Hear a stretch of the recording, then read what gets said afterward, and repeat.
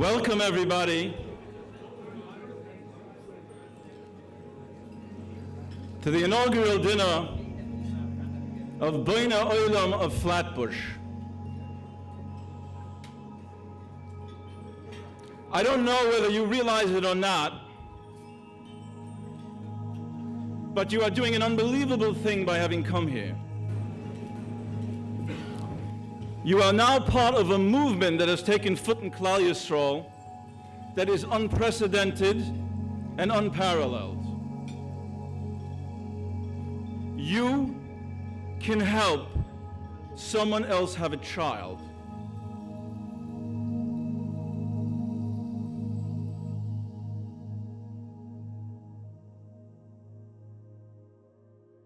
At our graduation, because he had this terrific sense of humor, which we all enjoyed throughout the high school years, he was the valedictorian, and we all expected him to get up and be funny in his speech.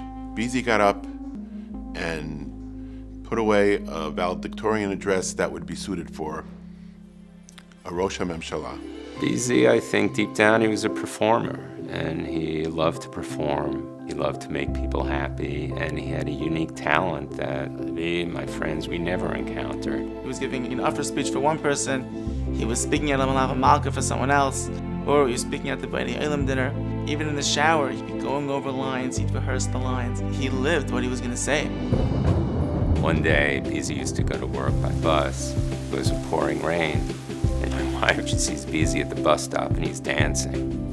Dancing around and he's singing, so she stopped and she asked, "What are you doing?" He goes, "Well, I'm practicing for one of my speeches, putting together the song and the lyrics," and he wasn't even aware that it was raining. And he was so convincing, he was so good at it, that you were living along with him what he was saying. What's so special about this dinner? Each and every one of you in this room have gone to many dinners. You've gone to many events, and you sit through droshes. But what's so special about tonight's dinner? I want to be very clear, because I know that many of you out there think you know what Bonei Olam does. Throughout the years after high school, I would always hear about him.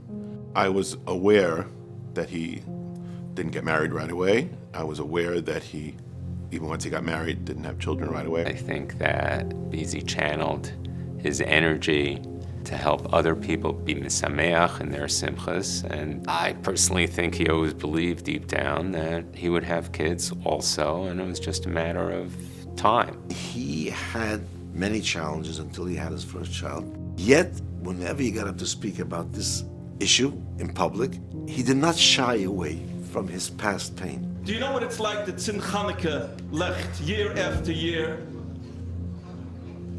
alone, and watch as your family and friends are giving out Chanukah gelt or playing dreidel with their children, and you're just watching from a distance? It struck me as the epitome of Hakaras HaTorah, which is the foundation of Judaism, that I know what it feels like to struggle to build a family, and now that Baruch Hashem he was zoichet to have a family, he wants to help other people experiencing the same struggle. Do you know what people say to a childless couple?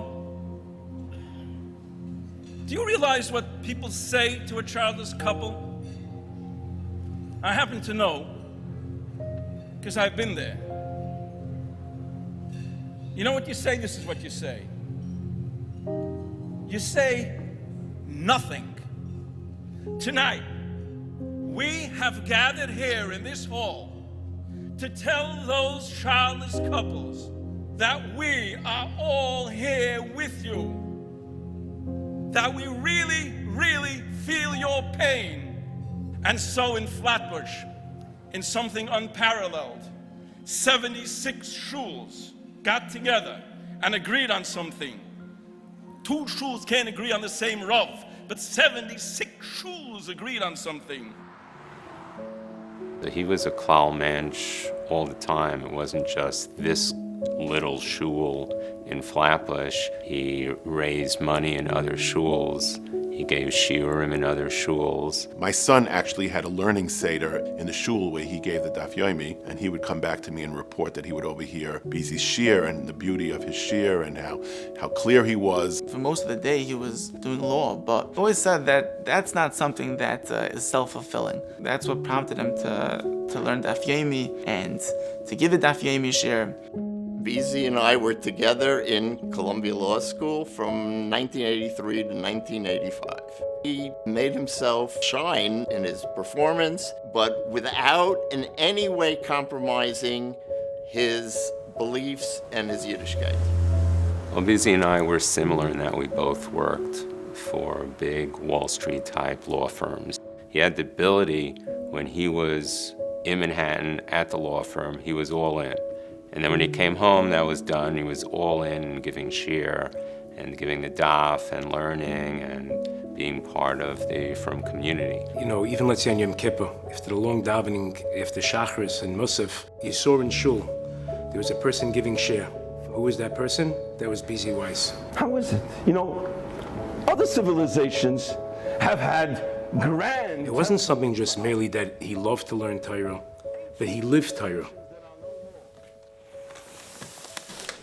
These are all my father's Pasha notes that he collected over the years. Every Pasha has its own folder, and he would prepare them for Shabbos, and then he would bring them to the table, and he'd always just have the perfect vart for that Pasha, for the moment, whatever was going on. No matter how great you are, if you can't pass it on to your children, then all you have is insignificant. My father never spoke about how we have to always be giving back to the klal, giving back to the community. He led by his actions. That was his way of teaching us how much he did for others, how much he did for the whole klal. The way I knew him through the prism of Bonei Olam was about chesed. And that was an example for all of us.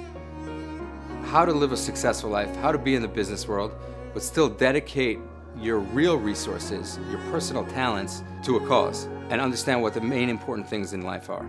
We both studied under the tutelage of Rav Palm, who drilled in us the obligation to give back and do as much as you can on behalf of the community. And Bizi took that very much to heart. He was a person who inspired without trying hard to inspire. He did it by force of personality. He did it by whom he was. It's a Gemara in Brachas and Daf Lamed Beis. The Gemara says that although all the gates are closed in Shemayim, Sharei Demois Lo Ninalu, the gates of tears are not closed.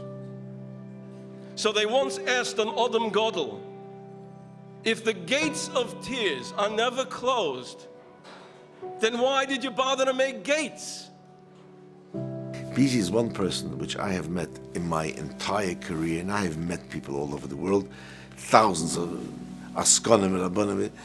Bizi is one person which I can see that I don't think we'll ever find a replacement close to him. The wisdom and how to understand from the question what the next question is going to be. Many people in Flatbush have causes that are dear to their hearts, and it doesn't necessarily bring many others to follow. Bizi's magical qualities was such that it attracted people to the causes that he held dear. Everyone in the room wanted to be Bizi. And if you had an idea and you mentioned it, Bizi made you feel like $1 million. Bizi listened to you with those bright eyes. So the Odom Godel said, because sometimes those gates will close. When? The Sharei Demos will close if you are crying, when instead of crying, you should be acting. My friend once asked me to speak at his office. So I prepared a whole speech, and I went into my father's office to run it by him. So as I was saying it over, my father stopped me and said, Danny, you're cutting corners over here, you're beating around the bush, you could do much better. And he explained to me, Danny, if someone else asks you to do something for them, so you have to do your utmost to fulfill the expectation, to do the best that you could do. Bizi had a heart of gold and loved people, and loved helping people. The reason he was so funny is because he enjoyed so much when someone laughed. He realized that if Ribbono Shalom gave him such a gift, how he's able to connect with people and inspire them and elevate them, it's something that he can't retain for himself, but rather it's something to give over to others. For a childless couple living in the Frum community 25 years ago, 125 years ago, 1,025 years ago, the appropriate response was to feel terrible, to feel zerbrochen, and to cry for them. Today, with the advances in medicine, especially in reproductive technology, the Ribbono Shalom doesn't want to see your tears. The Ribbono Shalom wants to see your toil.